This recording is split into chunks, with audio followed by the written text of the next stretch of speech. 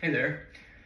So I'm going to be talking about um, outer space and how it affects human bodies. So first off, obviously astronauts travel to outer space and all that, and they make good money doing it and this and that. But there's also downsides of how it affects the body.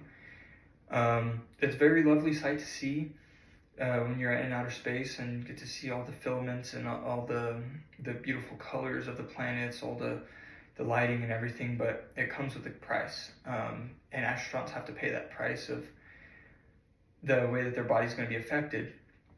And granted, there's beautiful sights to be able to see. That, like I said, it comes with a price. So first off, when astronauts take off, they have to be able to face like super high G forces, which can affect the body. Whenever they get there, there's zero gravity, little to none, and it can force the body to become weak. There's special exercises that have to be taken in place in order to keep the body strong.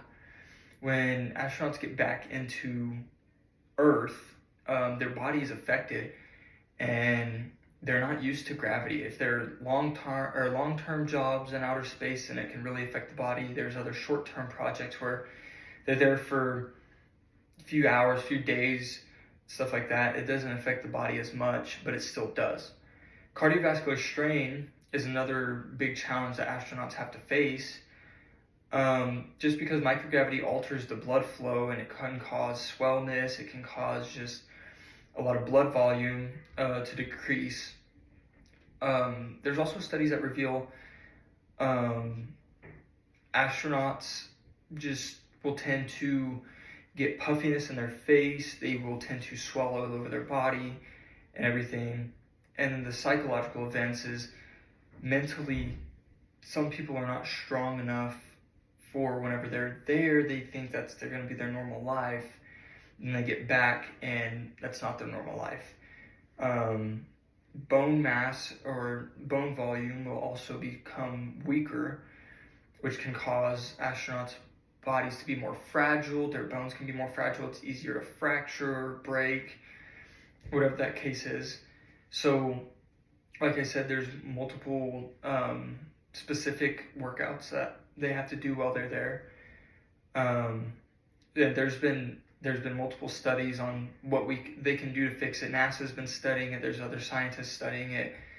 So basically, when astronauts get there, they think it's going to be their normal life and stuff like that.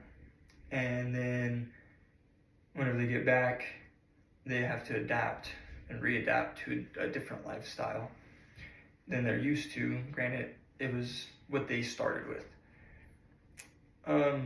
But to conclude this, there's many different studies going on to help and keep astronauts protected, keep whoever goes in space protected. All these studies are pulling up all these statistics about how the body is being affected.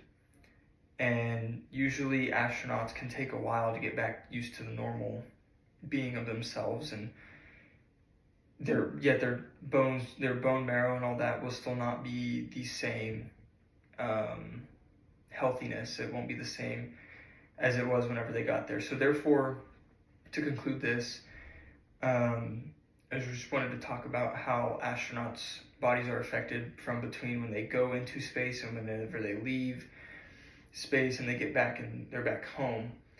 Like, for example, one is the International Space Station.